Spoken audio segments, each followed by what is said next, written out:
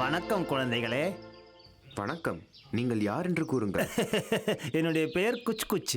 இவர்தான் மிகச்சிறந்த மிக சிறந்த வைத்தியர், அனைத்துமானவர். என்னுடைய சுவாமி அனைத்தும் அறிந்த வைத்தியர். எந்த கடும் நோய்க்கும் வைத்தியம் இவரிடம் உள்ளது. இவர் விசேஷமாக ஆசிரமங்களுக்கு சென்று பாலகர்களுக்கு வைத்தியம் செய்கிறார். இவரது சேவைக்கு இவர் மிக பெயர் பெற்றவர். எங்களது குரு ஏதோ விசேஷமாக வெளியில் சென்றிருக்கிறார். உங்கள் எண்ணம் பெரிய விஷயம்தான். ஆனால் இன்று வரை மாணவர்களாகிய எங்களுக்கு உடல் ஆரோக்கியம் பற்றிய எந்த வைத்தியத்தின் தேவையும் வந்ததே கிடையாது. பாலகனே, நீ இவ்வாறு கூறுவதை என்னால் ஒப்புக்கொள்ளவே முடியாது. மனிதன் பூமிக்கு வந்துவிட்டாலே அவனது உடல் என்றாவது ஒரு நாள் ஏதாவது ஒரு நோய் அவனுக்கு வந்தே தீரும்.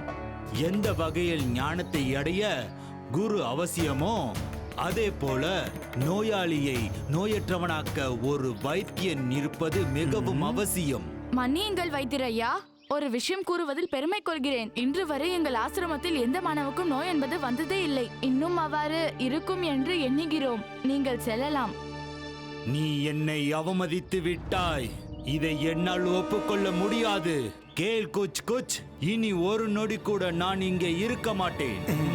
பாருங்கள், என்னை அவமதித்ததற்கு நான் நிச்சயம் அவர்களை பழிவாங்குவேன். வைத்தியர் ஐயா, உங்களது செய்தியை கேட்டு நாங்கள் வந்துவிட்டோம். வாருங்கள் வாருங்கள், எக்கா துக்கா டிக்கா, நீங்கள் சரியான நேரத்தில் வந்தீர்கள். குரு துரோணாச்சாரியாரின் மாணவர்களை எனக்காக பழி வாங்க வேண்டும். கோச் கோச், செல் சுவாமி. முதலில் நீ இந்த மூலிகையை மாணவர்களின் போஜனத்தில் கலந்துவிடு. இந்த மூலிகையால் அவர்களுக்கு என்ன பாதிப்பு நேர்ந்தது என்று என்னிடம் வந்து கூறு. பிறகு இவர்கள் சென்று அவர்களை ஆக்கிரமிப்பார்கள்.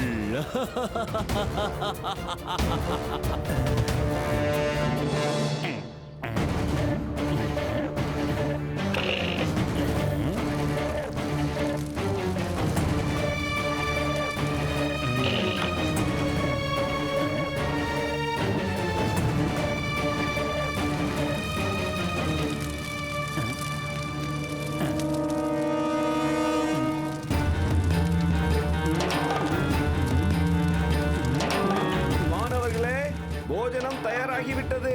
அனைவரும் வாருங்கள்.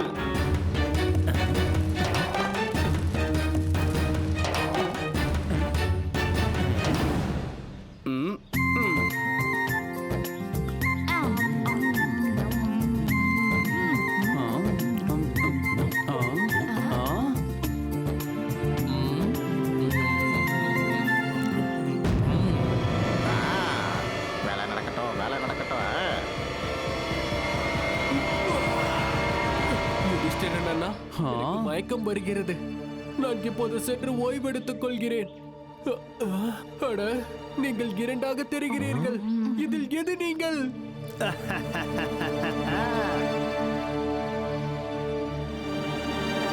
பீமா, நீ என்ன செய்து கொண்டிருக்கிறாய்?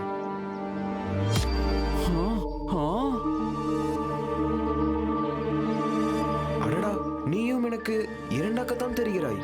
இங்கு என்ன நடக்கிறது? நீங்கள் அனைவரும் போஜனம் உண்ட பிறகு அட, என்ன எனக்கும் அனைத்தும் இரண்டாக தெரிகிறது. எங்களுக்கும் இரண்டாகத்தான் தெரிகிறது. இது என்ன விதமான வியாதி? அனைவரும் உடனடியாக குடிலுக்கு சென்று ஓய்விடுங்கள். நகுலா, நீ இந்த நோய்க்கு ஏதாவது ஔஷதம் தேடு.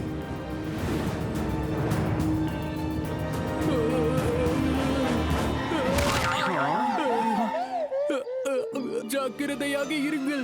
இது வலது பக்கம் இருக்கும் கதவு. இடது பக்கம் தான் சரியான கதவு. இல்லை இல்லை, வலது பக்கம் தான் சரியான கதவு, இடதுதான் நகலானது. பார்த்தீர்களா? என் சுவாமி கூறினார் அல்லவா, அவர் மிக சிறந்தவர். நான் சென்று முதலில் இதை அவரிடம் கூறுகிறேன்.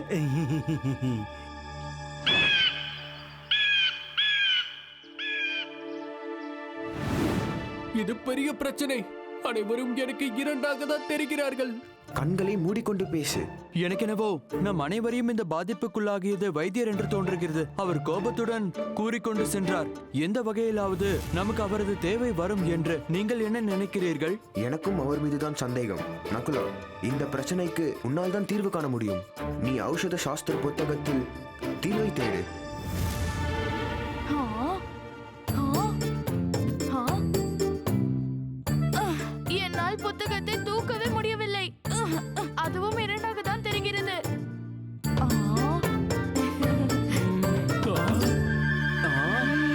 ஆ.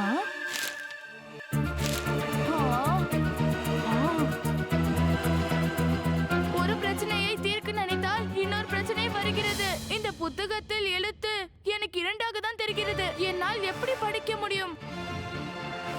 நகுலா, ஒரு கண்ணை மூடிக்கொண்டு மற்றொரு கண்ணால் முயற்சி செய்து பார். ம், ம், ஆ. ஆ. அண்ணா, உங்கள் யுக்தி வேலை செய்து விட்டன. ஒரு கண்ணில் எனக்கு பழையபடி தெரிகிறது. நீங்கள் அனைவரும் ஒரு கண்ணை மூடிக்கொண்டு பாருங்கள். ஆ? ஆ? ஆ? யே! ஆமாம், அனைவரும் பழையபடி தெரிகிறது. வேலையில் வாருங்கள் மாணவர்களே, உங்களுடன் எனக்கு இரு கைகள் வேலை இருக்கிறது. அனைவரும் ஒரு கண்ணை மூடிக்கொண்டு யுத்தம் செய்யுங்கள். வெளியில் வாருங்கள். நீங்கள் அவர்களை சமாளியுங்கள். நான் அதற்குள் ஔஷதம் தயாரிக்கிறேன்.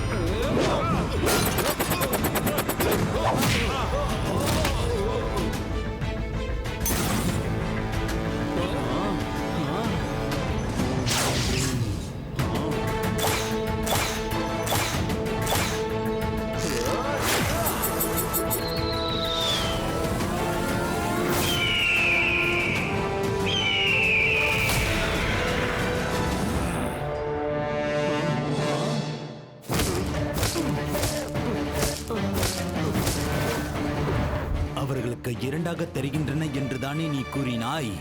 பிறகு இவர்கள் எப்படி இவ்வாறு யுத்தம் செய்கிறார்கள்? அவர்களுக்கு எதுவும் நேராதது போல. அதுதான் எனக்கும் தெரியவில்லை சுவாமி.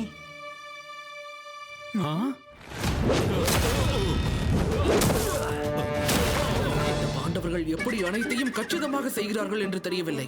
அவர்களுக்கு இரண்டாக தெரியவில்லை. அவர்களுடைய கண்களுக்கு அங்கு யார் இருக்கிறார்கள் என்றே தெரியவில்லை.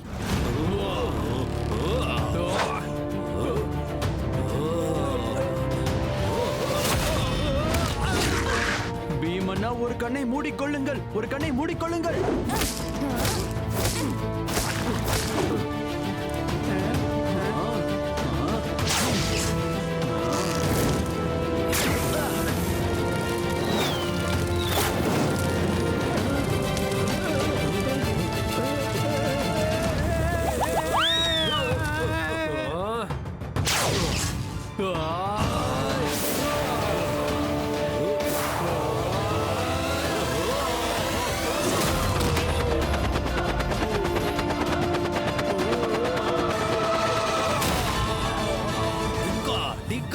ஓடிவிடுங்கள்.